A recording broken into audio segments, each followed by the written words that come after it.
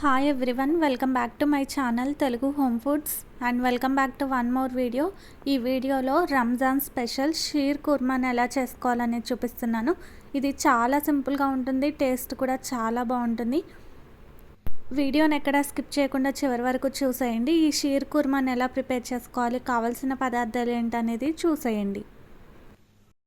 ఈ shear కుర్మాని prepare చేసుకోవడం కోసం స్టవ్ మీద కళాయిని పెట్టి అందులోకి నెయ్యి వేసుకోవాలి. నెయ్యి ఒక 3 టేబుల్ స్పూన్స్ వరకు వేసుకున్న తర్వాత ఇందులోకి సన్నగా కట్ చేసి పెట్టుకున్న డ్రై ఫ్రూట్స్ అన్నిటినీ వేసుకోవాలి. ఇక్కడ నేను పిస్తా, బాదం, ఖర్జూర్, అలానే జీడిపప్పు, చిరోంజి పప్పు, అలానే కిస్మిస్ని వేస్తున్నాను. ఇప్పుడు ఇవన్నీ గోల్డెన్ బ్రౌన్ కలర్ వచ్చే వరకు ఫ్రై చేసుకోవాలి.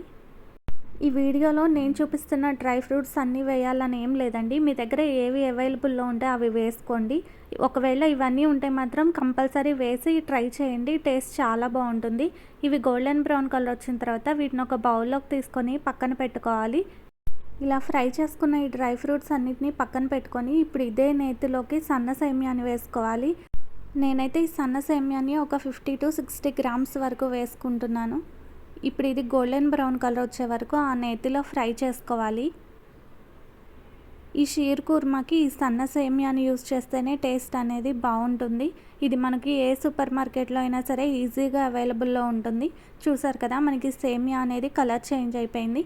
ఇప్పుడు మనం దీన్ని ఒక ప్లేట్లోకి తీసుకొని పక్కన పెట్టుకుందాం. ఈ రెసిపీని ఇంతవరకు ఎవరైనా ట్రై చేయని వాళ్ళు ఉంటే తప్పకుండా ట్రై చేసి చూడండి, టేస్ట్ అనేది చాలా బాగుంటుంది. ఇప్పుడు ఇదే ప్యాన్లోకి పాలను వేసుకోవాలి. చిక్కటి పాలను నేను ఇక్కడ ఒక 3/4 లీటర్ వరకు వేసుకుంటున్నాను. ఇక్కడ నేను ఆల్రెడీ కాగబెట్టిన పాలను యూస్ చేస్తున్నానండి. మీరు పచ్చి పాలను వేసుకున్నా కూడా ఏం పర్లేదు. ఇక్కడ మనం పాలని ఒక పొంగొచ్చే వరకు మరిగించుకుంటే సరిపోతుంది. కొంచెం సేపటి తర్వాత మనకి పాలు అనేవి మరగడం స్టార్ట్ అయ్యాయి కదా, ఇలా కొంచెం సేపు పాలు ఇలా మరిగిన తర్వాత దీన్ని ఒకసారి కలుపుకొని ఇందులోకి మనం ముందుగా వేయించి పెట్టుకున్న సేమియాని వేసుకోవాలి. ఇవి ఆల్రెడీ కాగబెట్టుకున్న పాలు కాబట్టి ఒక పొంగొస్తే సరిపోతుంది.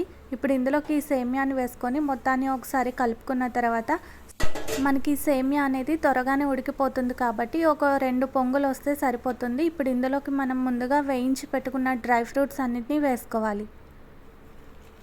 ఇవన్నీ వేసుకున్న తర్వాత ఇందులోకి నేను తీపి కోసం పంచదారని యూజ్ చేయట్లేదండి, కండెన్స్డ్ మిల్క్ని వాడుతున్నాను. ఈ కండెన్స్డ్ మిల్క్ వేసుకుంటే సేమియా టేస్ట్ అనేది చాలా బాగుంటుంది. పంచదార ప్లేస్లో మీరు కండెన్స్డ్ మిల్క్ వాడి ఒకసారి ట్రై చేసి చూడండి, చాలా టేస్టీగా ఉంటుంది. దీన్ని ఇక్కడ నేను ఒక 200 గ్రామ్స్ వరకు వేస్తున్నాను.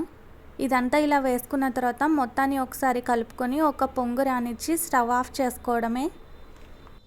మనం ఈ షీర్ కుర్మాలోకి పంచదార యూస్ చేసిన దానికి కండెన్స్డ్ మిల్క్ వాడిన దానికి చాలా తేడా ఉంటుందండి, టేస్ట్ కూడా చాలా బాగుంటుంది.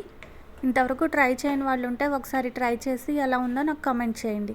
చూసారు కదా, మనకి ఇదంతా బాగా మిక్స్ అయిపోయింది. ఇప్పుడు మనం దీన్ని ఒక పొంగు రానిచ్చుకొని స్టవ్ ఆఫ్ చేసుకొని బౌల్లోకి తీసుకొని సర్వ్ చేసుకోవాలి. అంతే అండి, చాలా టేస్టీగా రంజాన్ మాసంలో ఆఖరి రోజున చేసుకునే షీర్ కుర్మా అనేది రెడీ అయిపోయింది. వీడియో నచ్చితే తప్పకుండా ఒక లైక్ చేయండి, అలానే మీ ఫ్రెండ్స్కి, రిలేటివ్స్కి షేర్ చేయండి. ఇలాంటి మరిన్ని టేస్టీ రెసిపీస్ కోసం నా ఛానల్ని సబ్స్క్రైబ్ చేసుకొని పక్కనే ఉన్న బెల్ ఐకాన్ని ట్యాప్ చేసి ఆల్ అనే ఆప్షన్ని సెలెక్ట్ చేయండి. అలానే ఇన్స్టాలో కూడా తెలుగు హోమ్ ఫుడ్స్ పేజ్ని ఫాలో అవ్వండి, లింక్ కింద డిస్క్రిప్షన్లో ఇస్తాను. Thanks for watching.